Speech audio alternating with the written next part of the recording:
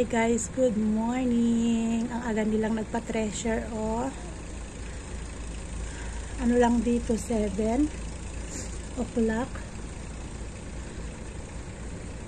Inagahan na nila para hindi mabasa kung mag-ulan-ulan man kasi makulimlim. Para hindi na mabasa. Ang ganda ng sikat ng araw kahapon, natuyo agad oh. What's that, baby? Ah, what's that? Nakikita ni Tonton. Treasure na sila. Ah, yung palay kaya natin, kailan ma-harvest. Sana wag mag-ulan-ulan. Sabi nila magwi-winter na daw. Kaya mag-ulan-ulan man siguro pa isa-isa na lang. Kasi magwi-winter na daw, yun ang sabi nila. Yeah, treasure na sila.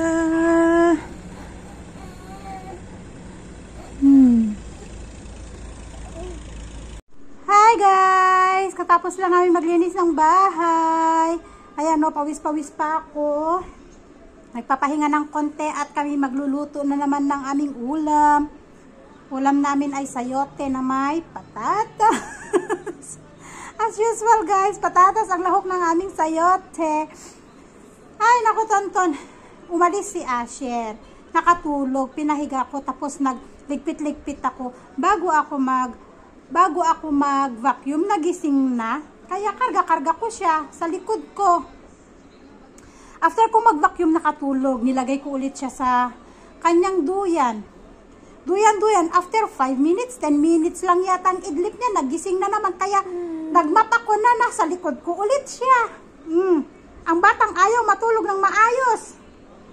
Para makatapos sana ako ng aking trabaho ng maayos-ayos ng maaga-aga.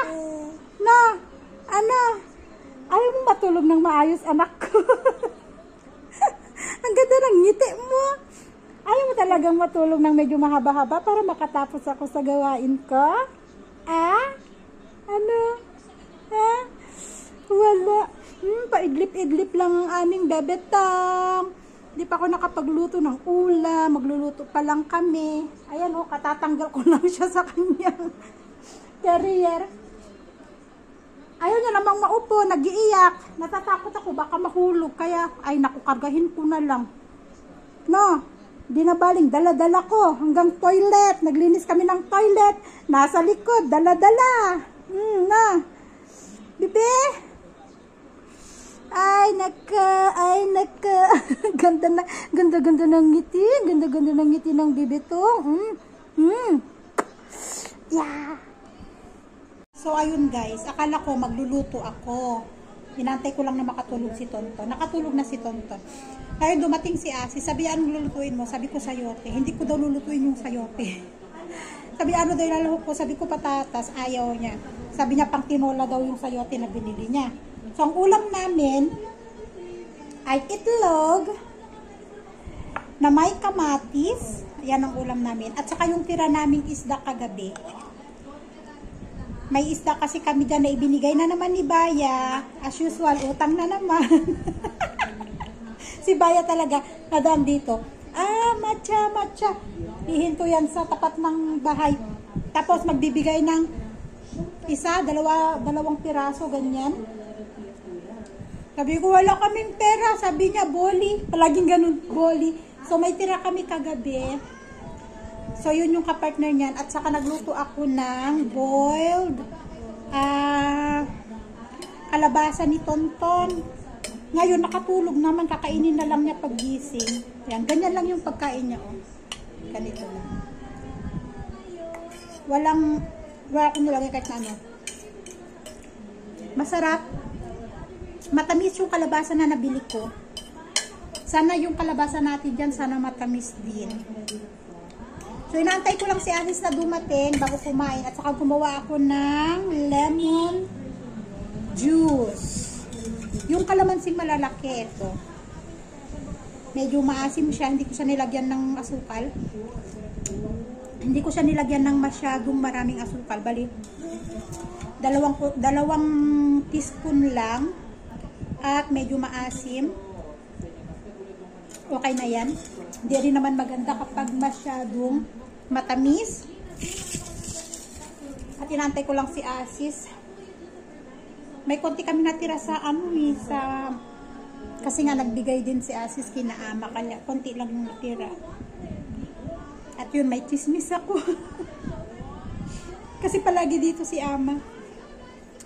Sabi ko, bakit palagi dito si Ama, Asis? Sabi ko, madalas naman, sabi ko sa kanya na hindi naman nagpupunta dito siguro sa isang linggo dati, isang beses lang siya pumunta dito sa bahay kapag may kailangan lang siya, kapag may sasabihin lang siya kay Asis. Halimbawa, sabi niya kay Asis, hatid mo ako sa palsa, bibili ako ng mais. Ayan, pupunta siya dito sa bahay. Pero kapag yung hindi talaga yan napunta, hindi rin napasok dito sa bahay. Pero nitong mga nagdaang linggo, palagi siya dito sa bahay. Nandiyan na si Asis. Lagi siya dito sa bahay, inaalaga niya si Tonton. Kapag may ginagawa ako, kinukuha niya si Tonton. Ganyan, bakit? Yun pala yung nagsusumbong pala siya kay Asis. Nandito na si Asis. Nagsusumbong siya. May sama ng loob pala siya dun sa manugang niya. Ako naman, yes, this one I prepare already. Ako naman chismosa. Nagtanong naman ako. Sabi ko, bakit? Ayun, pinagdadamutan daw sila ng pagkain ng manugang niya. Paghugas lang ako ng kamay, magkakamay tayo.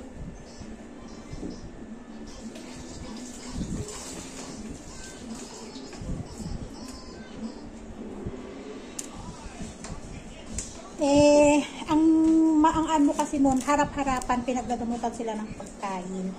Nagluto daw ng karne, hindi lang daw, Papa, too much. Don't give me too much rice. Hindi lang daw isang beses. Ito na lang natira yung ano namin, oh.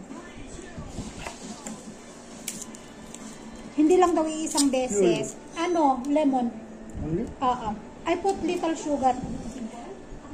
Nagkwento siya, mga 3, 4 na beses, ganyan. Nagpabili sila ng karne pang ulam nila. Tapos, nung magkakainan na, kakapiranggot yung itinira. 1 kilo, kakapiranggot lang yung itinira. Sabi niya kay Asis, 2, 3 piraso lang ang natira. Tapos, puro sabaw na daw. Hindi lang din sila umiimik na na mag-asawa. Tapos, sumunod, ganun ulit.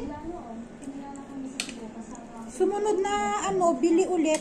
Enough naman na, ganun ulit. Hindi sila tinitirhan. Tapos nagluto daw ulit siya ng karne. Tapos yung kalahati nilagay sa kwarto. Sabi ko, grabe naman, harap-harapan naman nakadamutan na yun. Samantalang tignan mo, nung nagbigay si Bayan ng karne sa amin, yung kalahati pinabigay kina Ama, ulam nila. Palaging ganun ginagawa ni Asis. Pag pupunta dito sa Bayan, bibigay ng karne. Minsan kasi tinatamad si Asis magluto. Minsan naman kasi ayaw ko ng ganitong luto, yung curry. Ang ginagawa ko, sinigang kayong ginagawa ni Asis, yung kalahati, kasi madalas ang isa't kalahati 8 grams, 2 piraso. So yung 1 piraso binibigay nila kina Ama. Ganyan ang ginagawa ni Asis dito sa sa isda. Lalo kapag malalaki yung isda ni Baya, ganun ginagawa ni Asis. Minsan naman kapag okay sa akin, na ang luto nito ay curry, si Asis magluluto tapos magbibigay na lang doon sa kapila, ganun naman.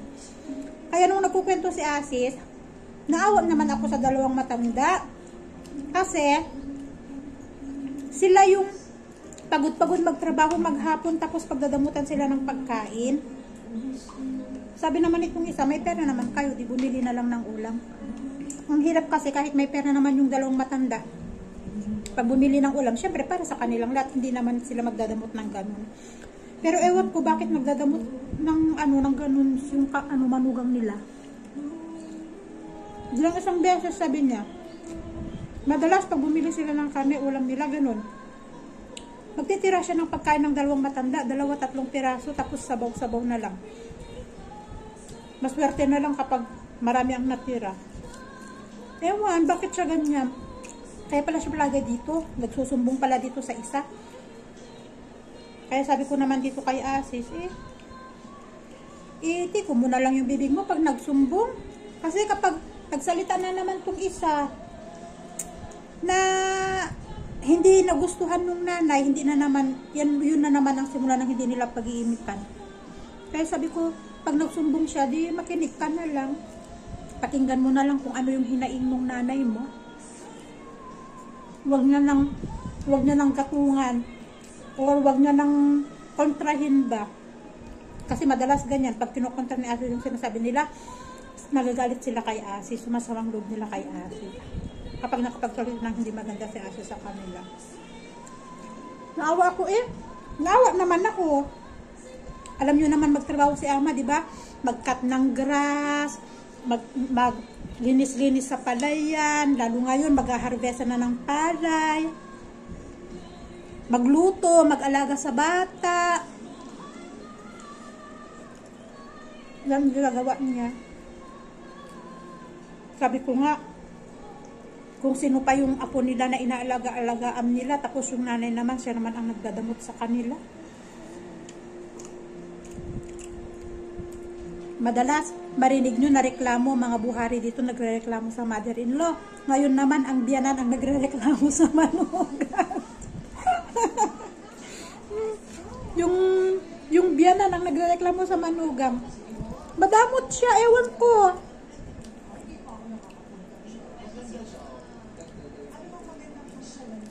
Ewan ko kung bakit siya nagdadamot ng ganyan sa pagkain pa man din. Pag ganyan naman sana na bumili siya ng karne, pang ulam, huwag naman sana niyang ipagdamutan yung biyanan niya kasi siya yung nag-aalaga ng anak nila.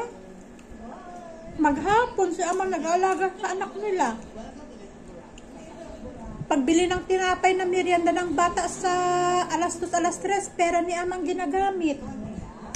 Binibilhan niya ng cupcake yung bata, minsan donut. Tapos nagkakapi sila, kasama niya yung bata, nagkakapi sila, sinasawsaw sa... Yun man lang sana Tapos pag makakarinig ka na pagdadamutan sila ng ganyan. Kaya yun.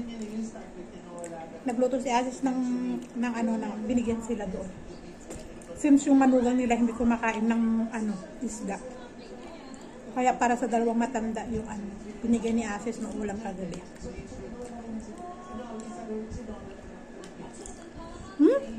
Hindi ko na kayo nayaya kumain, guys. Sarap kumain. Itlog lang to na may kamatis, ang sarap. Sabi niya, Asis, bigyan ko daw si Tonton. Sabi ko, hindi pwede ganito na itlog kay Tonton. Dapat nilaga yung kay Tonton na itlog. Tapos kailangan yung white lang.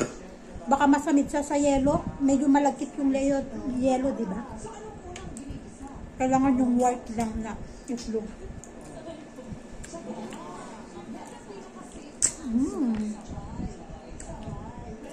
Minsan gusto ko yung curry na luto nito, yung cream dory. Minsan gusto ko naman paprito lang. Kami ni Asher.